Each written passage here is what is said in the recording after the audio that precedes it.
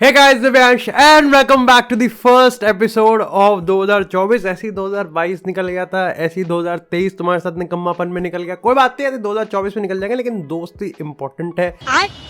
लेकिन आज पहले ही दिन एक और कांड की शुरुआत कर रहे हैं, क्योंकि इस एपिसोड में हम लोग 10 टॉप कंट्रोवर्सीज और इवेंट्स को देखने वाले हैं जिसने 2023 के फुटबॉल को शेप किया था। पता है इस एपिसोड का सबसे क्रिटिकल पॉइंट पता है कहां है? वो कमेंट सेक्शन में होगा, क्योंकि शायद से लगभग मेरे को लगता है कंफर्म ही है, जो मेरी टॉप 10 की रैंकिंग लिस्ट है ना, वो तुम्हारे साथ मैच नहीं करेगी और मैच करनी भी नहीं चाहिए। अगर मैच करके तो कमेंट नहीं करेंगे, कमेंट नहीं करोगे तो मेरा एंगेजमेंट नहीं बढ़ेगा, तो मैं पैसे कैसे कमाऊंगा? खैर वो तो मैं अभी भी नहीं कमा रहा। खैर, लेकिन सबसे पहले अगर बात करते हैं नंबर 10वें की, तो आता है यहाँ पर सुपर लीग की रिटर्निंग वापसी। देखो यहाँ पर सुपर लीग आया था 2021 में, लेकिन सुपर लीग उतना ही जल्दी चला गया जितना जल्दी तुम्हारा बेड पे चला जाता है। सफेद कपड़ा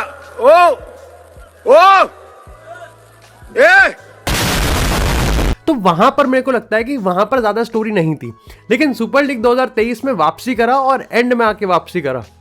लेकिन अगेन यहां पर भी वही खेल हुआ, थोड़ा सा डिफरेंट कंटेक्स्ट था। जैसे 2021 में बात करते हैं तो वहां पर फैंस को बाहर आना पड़ा, प्रोटेस्ट करना पड़ा।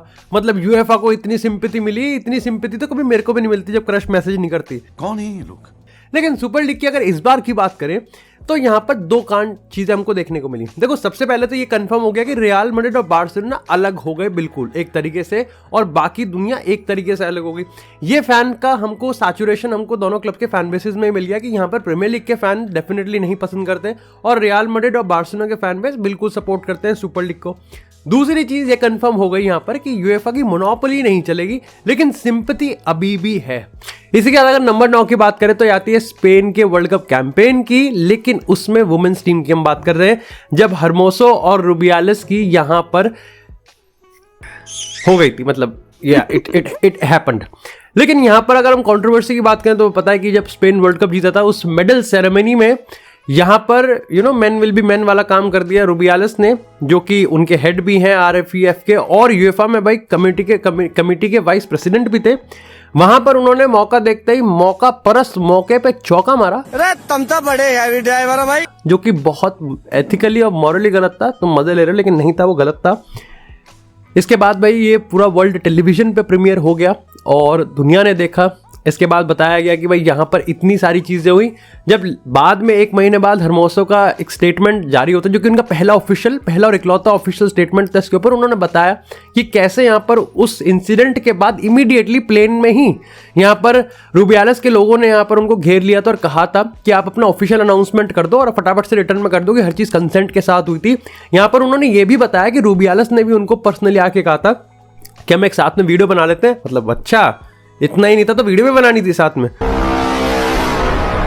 तो सुधर जाओ, सुन लो मेरी बात, ठीक है? साथ में वीडियो बना लेते हैं और सबके सामने कर देते हैं कि भाई जो हुआ था कंसेंट में होता। कैसे कह सकती है?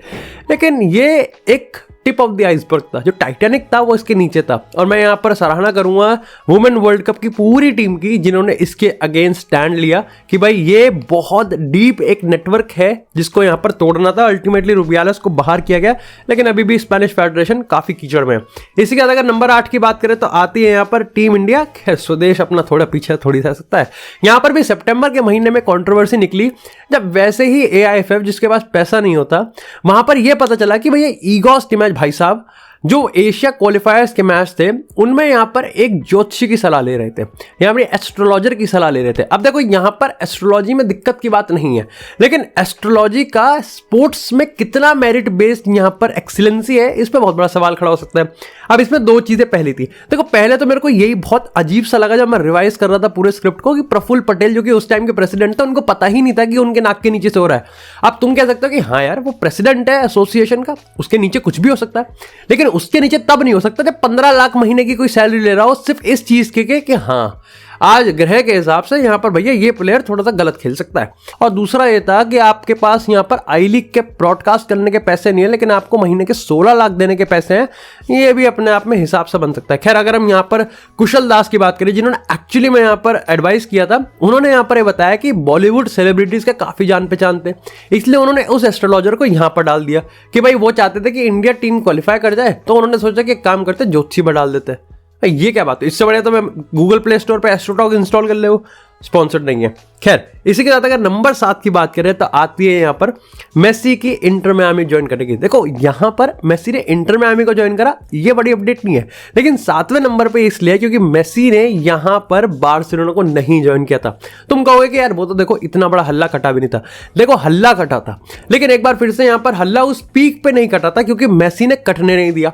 देखो यहाँ पर अगर आप रिवाइज उस पूरी स्टोरी लाइन को करोगे तो आपको समझ में आएगा कि बार्सिलोना की स्टोरी लाइन लेपोर्टा अपना पॉलिटिशियन वाला नाप रहा था, बढ़िया नाप रहा था, लेकिन जावी ने यहाँ पर थोड़ा सा स्पॉइलर अलर्ट तब कर दिया जब प्रेस कॉन्फ्रेंस में भाई ने ये कह दिया कि 99% पावर तो मेसी के हाथ में, और मेसी ने उस पावर को एक्सरसाइज भी कर दिया।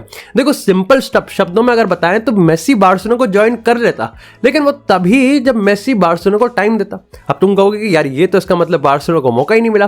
देखो यहाँ पर असल में मेसी की स्टोरी भी काफी ज्यादा अंडरस्टैंडेबल है। वो ये मानते थे कि 2021 में जब उन्होंने वेट किया तो उसका फायदा किसने उठाया, लेपोर्टा ने। ऐसे उन्होंने यहाँ कहा कि 2023 में वो वेट भी कर लेते, लेकिन इसकी कोई गारंटी नहीं थी कि यहाँ पर मेसी को वो यहाँ पर एडजस्ट कर लेते। अगर लाइक थोड़ा सैलरी सिमुलेशन की बात करें तो 26 मिलियन की सैलरी मिलने वाली थी बार्सा में, यानी कि उसके लिए बार्सिलोना को 75 मिलियन का यहाँ पर कुछ करना पड़ता झोल झाल। वो भी तब मैं आपको बता रहा हूँ जब वो अपने बाकी सारे प्लेयर्स को भी रिन्यू करना था, उसमें बाकी सारे कॉन्ट्रैक्ट रिन्यूज भी थे। ऐसे में मेसी को लग रहा था कि यार एक मिनट मैं टाइम भी दे दूंगा और ये मेरा दूसरी बार भी काट देगा, तो इसमें यहाँ पर कोई ज़्यादा दिक्कत बात नहीं है। और at the same time David Beckham और जॉर्ज मा जो कि इंटर मियामी के फाउंडर्स हैं और ओनर्स हैं, उन्होंने तो बढ़िया काम करा था। वो उस टाइम से उधर से धक्के पे धक्के लगा रहे थे। इसी के साथ अगर बात करें नंबर 6 की तो वो आता है सऊदी का फुटबॉल रेवोल्यूशन। क्रिस्टियानो रोनाल्डो ने जब सऊदी फुटबॉल में अपना कदम रखा तो that was not a revolution but that was a revelation.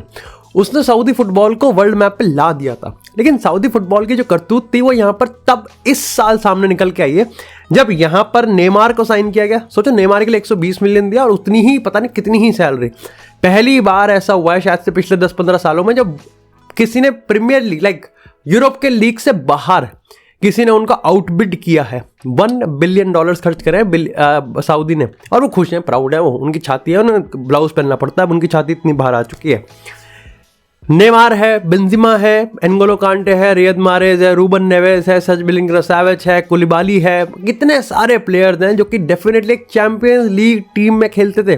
ब्रोजोविच तो क्या चैंपियंस लीग फाइनलिस्ट भी रहा है, क्रिस्टियानो रोनाल्डो 5 बार चैंपियंस लीग विनर भी रहा है। लेकिन यहाँ पर अगर हम फेल्ड अटेम्प्ट की बात करें तो ये कंफर्म था कि मेसी को बिल्कुल 1 बिलियन के आसपास का एक ऑफर मिला था, लेकिन मेसी ने ठुकरा दिया। उसके पीछे का था लाइफस्टाइल। दूसरी चीज अगर बात करें तो यहाँ पर सलाह के लिए भी एक 150 मिलियन का दबे शब्दों में यहाँ पर एक ऑफर मारा था, लेकिन वो भी रिजेक्ट हो गया। नंबर 5 की अगर हम बात करें तो आते हैं यहाँ पर Cristiano Ronaldo with 4 emojis. Yes, Cristiano Ronaldo भी हाल ही में अपने कमेंट्स के लिए एक बार फिर से वायरल हुए थे, लेकिन इस बार जो हमने टॉप 5 में रखा है वो ये वाला नहीं, बल्कि एक्चुअली में यहाँ पर वो कमेंट था जो कि लियोनेल मेसी को उनके 8वें बैलन डोर के लिए क्रिटिसाइज कर रहा था। DROS के एक रिपोर्टर ने अपने यहाँ पर एक पोस्ट में उन्होंने यहाँ पर ये डाल दिया कि मेसी ने 6 पेनल्टी मारी है, वर्ल्ड कप रिग्ड है, फलाना ढिमकाना, इसलिए मेसी यहाँ पर बैलन डोर जीतना डिजर्व नहीं करते, या फिर 5-6 से ज्यादा नहीं मिलने चाहिए थे। इस पर क्रिस्टियानो रोनाल्डो ने ना ही सिर्फ उस पोस्ट को लाइक करा जो कि अपने आप में because he is Cristiano Ronaldo पूरी दुनिया के सामने वो रहते हैं, उन्होंने उस पर 4 इमोजी भी डाल दिए। ऑफ कोर्स सैचुरेशन होना था, लेकिन काफी लोग यहाँ पर, अब देखो तुम भी बच्चे नहीं हो, हम भी बच्चे नहीं है, तुम्हें भी पता है, हमें पता है कि यहाँ पर क्या हो सकता है, लेकिन फिर भी लोगों ने यहाँ पर थोड़ा सा उसको क्रिटिसाइज या फिर थोड़ा सा उसको इंटरेस्टिंग बनाने के लिए एक क्वेश्चन मार्क डाल दिया कि क्या ये यहाँ पर मेसी को क्रिटिसाइज करने पर रोनाल्डो हंस रहा है या फिर एक्चुअली में मेसी को क्रिटिसाइज करते हुए हंस रहा है। दोनों में फर्क है।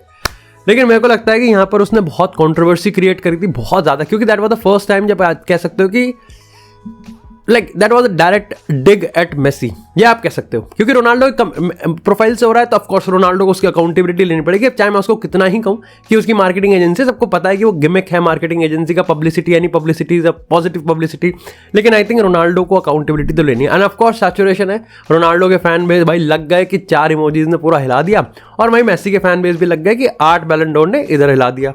इसी के बाद अगर बात करें नंबर 4 की, मेरा पर्सनल फेवरेट क्रिस्टियानो रोनाल्डो का रिडेम्पशन आर्क 54 गोल 2023 में, एपिक स्टोरी लाइन। और मेरे को फर्क नहीं पड़ता इस चीज़ से कि बाकी के जर्नलिस्ट, मेन स्ट्रीम मीडिया, ये फलाना ढिमकाना जितने भी ये चाटने वाले हैं, मेरे को नहीं फर्क पड़ता कि यहाँ पर रोनाल्डो की इस 54 गोल्स को कितने उस पे दम पे रखते हैं, कितने लेवल पे रखते हैं। For all Ronaldo fans and definitely मैं आप कह सकते हो कि इस रैंकिंग लिस्ट में मैं थोड़ा सा बायस भी हो सकता हूँ, क्योंकि मैंने रोनाल्डो को नंबर 4 पे रखा है, लेकिन मेरे लिए पर्सनल रोनाल्डो की स्टोरी, मेरा फैंडम रोनाल्डो के लिए डेफिनेटली 54 गोल्स इन 2023, उसके बाद एक ट्रॉफी भी जीती है, एंड डेफिनेटली पोर्चुगल में रॉबर्टो मार्टिनेज के अंडर भी बहुत बढ़िया परफॉर्म करा है। तो ये मेरे को लगता है कि नंबर 4 पे रहना डिजर्व करता है। नंबर 3 की अगर हम बात करें, बेलिंगम। एम्बापे नहीं आया, बेंजिमा छोड़ के चला गया, मैनचेस्टर सिटी के हाथों से 4-0 से गोल खाया। रियल मैड्रिड को अगर किसी की जरूरत थी तो वो एक ऐसे प्लेयर की जरूरत थी जो कि ना ही यहां पर ऑन द पिच बल्कि ऑफ द पिच भी रियल मैड्रिड को शोकेस कर सके, और जूड बेलिंगम ने वो करके दिखाया। तुमको लगता है कि जूड बेलिंगम की पॉपुलैरिटी इसलिए बढ़ रही है क्योंकि एक्चुअली में गोल पे गोल मार रहा है। 21 गेम में 17 गोल मार दिए, रोनाल्डो का रिकॉर्ड तोड़े जा रहे हैं, स्टीफेनो के रिकॉर्ड तोड़े जा रहे हैं, लेकिन नहीं, इतना ही नहीं है। जूड बेलिंगम का जो सबसे बड़ा स्टारडम आ रहा है वो उसका ऑफ द पिच परफॉर्मेंस से आ रहा है, जो उसकी लीडरशिप है, जो उसकी कम्युनिकेशन स्टाइल है, जिस तरीके से वो ब्लेंड इन कर रहा है, जिस तरीके से वो हर दिन वो बता रहा है कि वो रियल मैड्रिड को रिप्रेजेंट करने में कितना प्राउड फील करता है। एम्बापे इसका 25% भी कर देता तो शायद से आज एम्बापे ऑलरेडी मैड्रिड की जर्सी पहन रहा होता, but who knows what happens in the future. लेकिन इसी के साथ अगर बात करें नंबर दूसरे की, तो वो आता है यहाँ पर मेसी का 8वां बैलन डोर। मेरे को लगता है कि आप यहाँ पर इस पर डिबेट कर सकते हैं कि रिग्ड है या फिर एक्चुअली डिजर्व है, लेकिन लोग ना इस डिबेट में, इस हेट लव रिलेशनशिप में भूल जाते हैं कि एक बैलन डोर जीतना यहाँ पर कितनी बड़ी बात है। बेंजिमा को सर पे बैठा रखा था, कंधे पे बैठा रखा था 8 बैलन डोर। मेरे फेवरेट प्लेयर के, मेरे आइडल के 5 है 8 बैलन डोर कितना ज़्यादा मायने रखता है ये भाई। लाइक तुम अगर ऐसे करोगे ना 1 2 3 4 5 6 7 8 बैलन डोर है, उससे ही मैटर करता है। और मेरे को सही बताऊं, उससे फर्क नहीं पड़ता क्योंकि हिस्ट्री लिख चुकी है, यहाँ पर सब ग्लोरी हो चुके हैं, मेसी इन्फिनिटी हो चुका है, मेसी ने फुटबॉल कंप्लीट कर चुका है। अब आप यहाँ पर डिबेट कह सकते हो, अब यहाँ पर रिग्ड कह सकते हो, इट डजंट मैटर। जब हिस्ट्री में कभी पीछे मुड़ के देखा जाएगा तो 8 बैलन डोर दिखेगा, रिग्ड नहीं दिखेगा। इसी के साथ अगर बात करें यहाँ पर नंबर 1 की, तो मेरे को लगता है कि it is duly due. Manchester city ने ट्रेबल जीता था, एंड ऑफ कोर्स आप देखो यहाँ पर मैनचेस्टर यूनाइटेड ने 1999 में ट्रेबल जीता, आयक्स ने 1972 में जीता था, बार्सिलोना ने 2009 में जीता था, बायर्न ने भी जीता था, मेरी फेवरेट टीम रियल मैड्रिड ने नहीं जीता। तो यहाँ पर अगर पेप गार्डियोला ने ये चीज़ बार्सिलोना के साथ करी और मैनचेस्टर सिटी के साथ करी, और वो भी हालैंड के पहले ही सीजन में, भाई इट इज एब्सोल्युटली अमेजिंग। क्योंकि आप देखो मैनचेस्टर सिटी तो ये हमेशा क्रिटिसाइज किया था वो तेल का क्लब है, खैर वो तो अभी भी क्लब है, और लाइक चैंपियन लीग एक वो चीज़ ट्रॉफी है जिसको तुम डिजर्व नहीं करते। लेकिन मैनचेस्टर सिटी ने अपने क्रिटिक्स को भी आंसर किया और बहुत डेफिनेट फैशन में आंसर किया। उन्होंने ये ट्रॉफी जीती उस टीम को हरा के जो कि एक्चुअली में इसके किंग है, यानी कि रियल मैड्रिड को, अपने घर में, इत्तेहाद में। ये एक बहुत बड़ी चीज़ थी, और यहाँ ना ही सिर्फ उन्होंने चैंपियन लीग को जीता बल्कि इस चीज़ को गांड पर रगड़ने के लिए उन्होंने ट्रेबल भी जीत लिया, यानी कि एक साथ 3 ट्रॉफीज। और ये मेरे को लगता है कि एब्सोल्युटली बहुत one of the greatest team in the football history में जाने वाली है मैनचेस्टर सिटी की टीम। ये थे मेरे टॉप 10 फुटबॉल बिगेस्ट कंट्रोवर्सीज या फिर बिगेस्ट इवेंट्स जिसने फुटबॉल को शेप किया 2023 में।